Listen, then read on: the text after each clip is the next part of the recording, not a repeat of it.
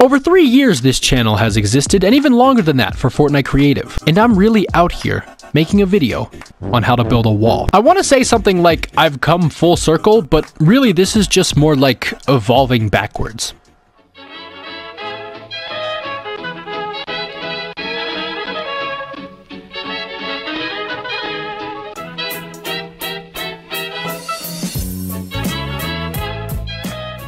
Did you know that we are now at over 7,500 subscribers, meaning we are over 3/4 the way there to 10,000 subscribers?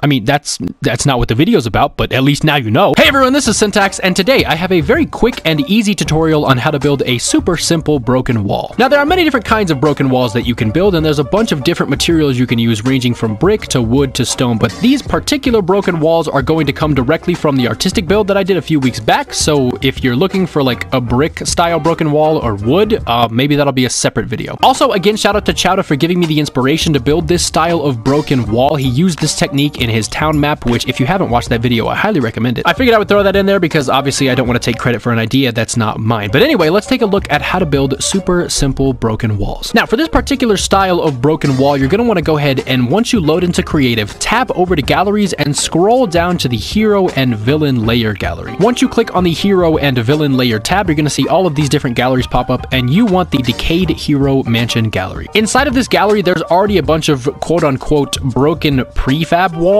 but we don't want any of those because we're going to be building a custom wall. So you're going to want to take a look at these pieces right here and just go ahead and pull them out and set them somewhere. Now, before you actually get any of the pieces out, pull up the options settings on your phone and go to building as prop and set this to origin edge, because it's going to allow us to build walls wherever we want, and that is key for building custom walls. Anyway, once you've done that, you can go ahead and pull out the 3 pieces that I mentioned earlier and just set them aside for now, because we're going to be using them to make our custom broken wall. Now, if you don't exactly know where to start, you can go ahead and pull out a full reference wall. You can see I'm just going to use this one right here, so you can go ahead and build around this to try to get an idea of what you want your wall to look like. Now, what I like to do is actually take these and shrink them down 100%, which is actually 5 taps on the resizing option, because then I have a lot more customizability with the cracks that I'm going to be making in the wall. Of course, if you're not going for that much depth, you don't have to do this, but I like to do it because it allows me to be even more custom with the walls that I make. And of course, you don't have to keep all these pieces at the same size, but I would advise keeping them the same depth, because trying to align 2 pieces that are on a different depth ends up being really difficult, so just try to keep them all the same depth, even if they are taller and wider. Anyway, once you have your starting pieces, you're going to want to go ahead and start to lay out the corners of the wall. You don't have to keep the corners of the wall, but it's important to start with them to get an idea of how you want to lay your wall out. I think for this particular wall, I'm going to go ahead and start with that bottom piece down there, and then I'm going to go ahead and line up this piece on top of it. Now, you see how that corner isn't exactly lined up, and there is a little bit of Z-fighting. If you don't know what Z-fighting is, it's just when the textures sort of glitch into each other and they create that really weird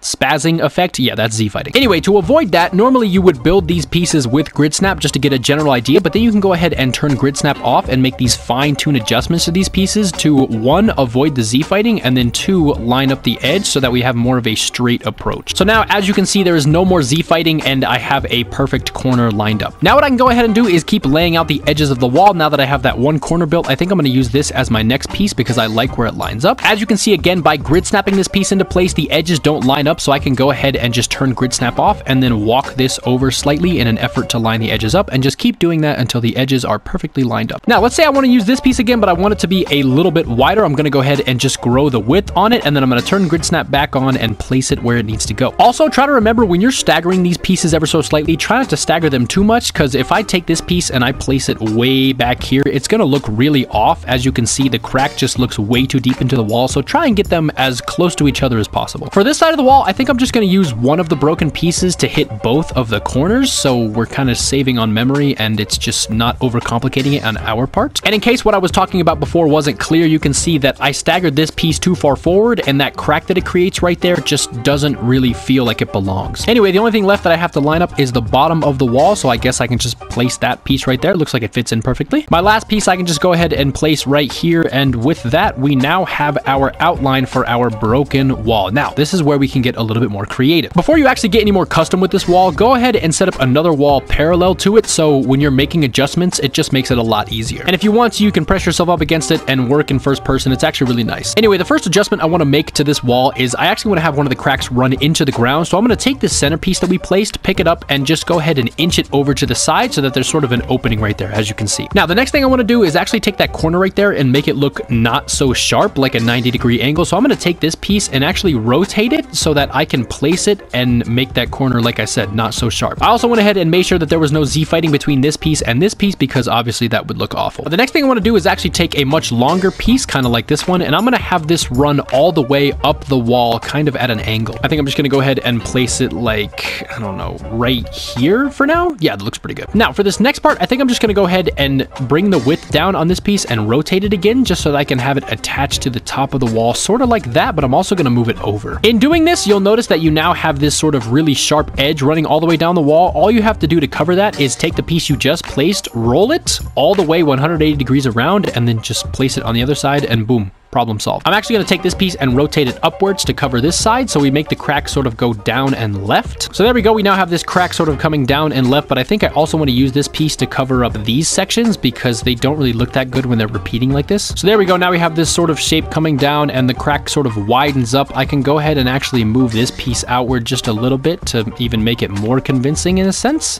Yeah, that looks kind of nice. Now, in doing this, I've realized that this crack will look better coming all the way to the ground, just like the other one. So I'm going to go ahead and actually grow the width of this piece and then move it into the ground so that this completes the corner, just like that. Also, sorry if I'm moving a little bit too quickly for any of you, but really with these three pieces, you can just sort of freestyle and create any custom design you want. So basically the tutorial's already over. Now for this one, I think I'm actually going to have two separate holes in the wall. The first one is going to sort of be above it, and I'm just going to cut it off using this piece right here. So now we have a sort of crack running along the top of the wall, but again, to cover up this line that it creates, we can just turn this piece 180 degrees and place it on the other side, but try to avoid Z-fighting. Of course, I can take a smaller piece and make adjustments where they need to be made, like putting this piece up in the corner here, but that is pretty much the general idea on how to make custom broken walls. Now, as a sort of extra layer, you can actually add a brick wall behind the cracked wall that you just built. I like to use one of them from the Variant Wall Gallery. This one right here makes for a really good brick layer. If you go ahead and take this wall out, you can just place it behind the wall that you just built, and you can sort of see that there is now like a quote-unquote brick wall behind it. All it really does is add more depth to your broken wall, and you can also add like wooden pillars in there and pipes and metal pieces. There's a whole bunch of stuff you could put in that wall. And while this is a lot of pieces, this is actually like the bare minimum that you would want to do for a broken wall, because there's a lot of different techniques that you can use to add even more of that immersiveness. For example, in the artistic build that I did a couple weeks ago, you can see pieces of wood that are running horizontally and vertically along that brick wall. I actually took the pieces that I built the wall with and placed them on the ground next to it to kind of create the illusion that the pieces of the wall had broken off and fallen onto the ground. I also used this tree poster from the Weeping Woods prop gallery to make it look like some of the wall paint was coming off. You can see I used it right there. I used it right there. I actually used it in a bunch of different spots, but if you use it correctly, it can make it look like the wall paint is sort of being ripped off the wall, and it creates a really nice effect. And of course, alongside the broken wall pieces on the ground, I also used the paper there. But yeah, if you use this piece, you can pretty much create any style of broken wall you want to. You don't have to use that brick wall behind it. You don't have to use that wood. You don't have to use any of that. You can pretty much come up with whatever you want. But the idea is just using this piece over and over again to create these custom cracks and making sure there's no Z-fighting. And of course, if you do all that correctly, you now have your own custom broken walls. So